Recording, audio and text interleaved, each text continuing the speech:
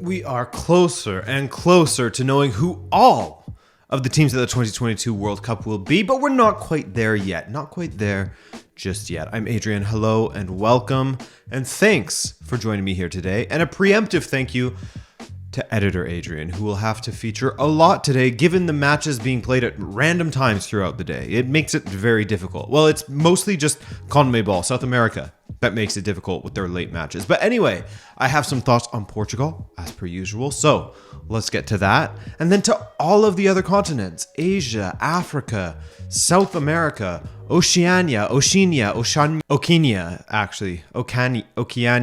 actually is what it is. It's a hard C. Not many people know that, but that's what you learn here at Rabona TV. Again, guys, I won't hide from the fact that I was mostly focusing on Portugal during yesterday's playoffs. All right, sue me. I'll see you in court. But hey, a Robert Lewandowski penalty and an opportunistic goal from Piotr Zielinski ended Sweden and pushed Poland through to the World Cup, so congrats. The best, Robert Lewandowski, will be there. Remember, Wales will play the winner of the Ukraine versus Scotland semifinal, which is likely going down in June, so still some sorting out to do in Europe. As for Portugal versus North Macedonia, this easily could have been a trap game for Portugal. Portugal easily could have struggled as Italy did. But unfortunately for North Macedonia, Portugal's attack is just so much better than Italy's at the moment. I mean, we saw signs of Italy struggling in the attack against Spain and then England at Euro 2020, and of course, that continued throughout their qualification campaign. Goals were hard to come by for them. And that has happened with Portugal on occasion as well, but it feels like Fernando Santos is almost liberated. He almost liberated himself by saying, hey, if we lose, then I will step down. It's almost as if he said, F it. If we go out, we'll at least go out by playing attacking football. And look at how it played out for Portugal. After 30 minutes, they pounced on a mistake, and Ronaldo played a clean through pass to Bruno Fernandes to put Portugal ahead and do what Italy could not do: score a goal. A double from Bruno Fernandes sends Portugal to the World Cup, with Jota getting such a lovely assist that even the North Macedonians wanted to give him a kiss to show their respect for this skill. Definitely reminded me, for some reason, of Ronaldo and Dybala sharing a passionate kiss when the latter scored a goal. A beautiful moment in the football world. This attacking lineup, as you can see here, gives me life in games like this. At least on paper, of course, because as we know, Portugal's attack labored at times, thanks to Macedonia's solid defending and Portugal probably being guilty of building up or transitioning just a little too slowly at times. But anyway, what I was getting to was, these are the games where Portugal has to play attacking football, which has always been my main criticism of Fernando Santos. He would always default to a double pivot pretty much no matter who the opposition was. And if not a double pivot, then an 8 that doesn't push too far up the pitch. Against North Macedonia and Turkey before that, he just played João Moutinho in front of the back line. That's not a lot of cover for the back line. And against Turkey, it nearly backfired on a few occasions in the second half. I mean, Yilmaz scores that penalty, different conversation. But at least Santos is trying, that is, to play a little bit more expansive football. I don't want this lineup against every single opposition for Portugal. To have the same team, shape, and tactics that you roll out no matter who the opposition is a great way to lose matches. But to at least have this more attacking shape to be able to play on the front foot against nations that we know we can dominate the ball against and defend from the front, so to speak, I like that Santos is at least not an immovable object in this regard anymore. By all means, if Portugal are playing against a top opposition that likes to dominate the ball, then it makes sense to cover the back line more and plug up the middle of the pitch with a couple of pivots. I have no issue with that whatsoever. But again, what I had an issue with was doing that against teams that Portugal should be rolling over, or at least attempting to dominate in their own end. And finally, as I made sure to mention on Twitter,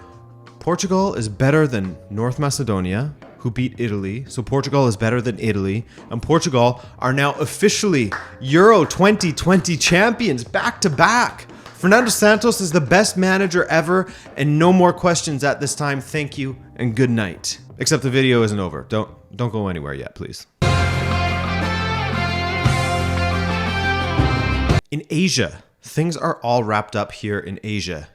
There in Asia. And your qualified teams are Iran, Japan, South Korea, Saudi Arabia, and Qatar, of course, while Australia and the UAE are going to compete in a playoff in June to see who will qualify for another playoff, the Intercontinental playoff against who else but Editor Adrian. Take over, please. Good morning, fellas. Editor Adrian here. So yeah, basically it came down to Chile, Peru, and Colombia to see who would be taking that playoff spot, and Peru knew their fate. They knew that if they got the win, they would be moving on to the Intercontinental playoffs. So they did get that win. They beat Paraguay 2-0, and so they will be moving on to the Intercontinental playoff to play against the winner of the other playoff, Australia versus the United Arab Emirates. You know, you got to play a playoff to get into a playoff sometimes. That's just how it works. So Peru versus Australia or UAE. Back to Adrian. Thank you, Editor Adrian. Isn't it always a pleasure to have Editor Adrian come by? Now, of course, as for CONCACAF, they play tonight to settle who is going through automatically. We already know Canada is, so second and third, or who is going to the playoff against the winner of the Oceania playoff, remember, which will be contested between the Solomon Islands and New Zealand. Something tells me that Canada and Portugal are going to be drawn against each other, man. I don't know what it is, but I can feel it. Over in Africa, my goodness, did anyone catch the name of the nightclub? The nightclub that the Egypt versus Senegal penalty shootout took place in? Man, that really didn't seem fair at all to the Egyptian players. I mean, look at this. Look at these lasers. This looks like a FIFA 22 glitch. These guys were turning into the wimpiest version of the Hulk you could imagine with all of that laser. I mean, it was basically the Death Star that was aimed at them. And unsurprisingly, Egypt's penalties were terrible, considering they could probably barely see the goal. Really unfair, man. Not a sporting way to win a shootout. Not that I blame the Senegalese players or anything. It's not their fault. But the fans, not great. So, Senegal go through. Also, Ghana are back at the World Cup. Thomas Partey's goal in the 10th minute was later cancelled out by a Truce de Kong penalty, but Ghana held on to go through on away goals to the World Cup. Imagine being eliminated thanks to away goals. You guys still like the away goals rule? I mean, I don't, that's for sure. And the Nigerian supporters surely didn't either, as they stormed the pitch in anger. A lot of calls from Nigerian media personalities that say that the matchday organization at the stadium was dreadful. And judging from the ease of which certain supporters stormed the pitch, that seems to ring true. They trashed the dugout. Tear gas was shot onto the pitch. Scary stuff. Scary stuff for the people who were there, I'm sure. Also, Tunisia, back at the World Cup once again. Morocco absolutely beat up on DR Congo 4-1 in the second leg, 5-2 on aggregate, and I do like what I'm seeing from Morocco. But Algeria versus Cameroon, a goal from Choupo-Moting took this to odds even on aggregate after just 22 minutes, meaning extra time was required, and Islam Slimani had a goal called back after 100 minutes. Agonizing. Andre Onana was on his game in this one. Yes, he had his trademark flaps from crosses now and then, but he also kept Cameroon in it with some huge saves. It felt like it was going to be one of those nights where the ball would never go in for Algeria, but in the 118th minute, 2 minutes before the final whistle, Ahmed Touba headed in from a corner to send Algeria to the world. No!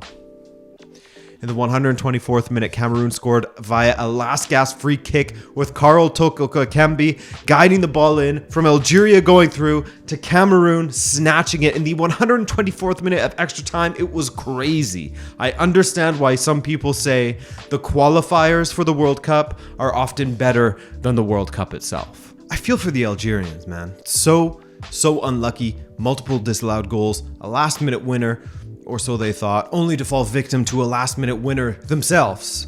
But credit to Cameroon for sticking it through and not quitting. Insane. And so, we pass it to Editor Adrian for the final call on the teams that we know, so far, have advanced to the World Cup, and set up the final places to be determined via playoffs as well. Let's do this. The morning man is back. Hello.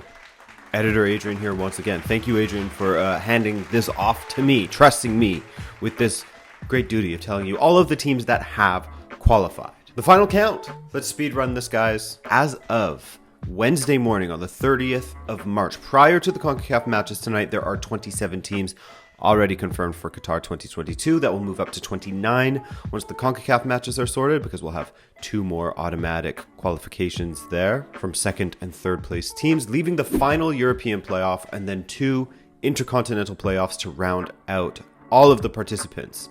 Oceania versus CONCACAF and South America versus Asia. Those are the two intercontinental playoffs. Now, from Africa, confirmed teams: Cameroon, Ghana, Morocco, Senegal, and Tunisia.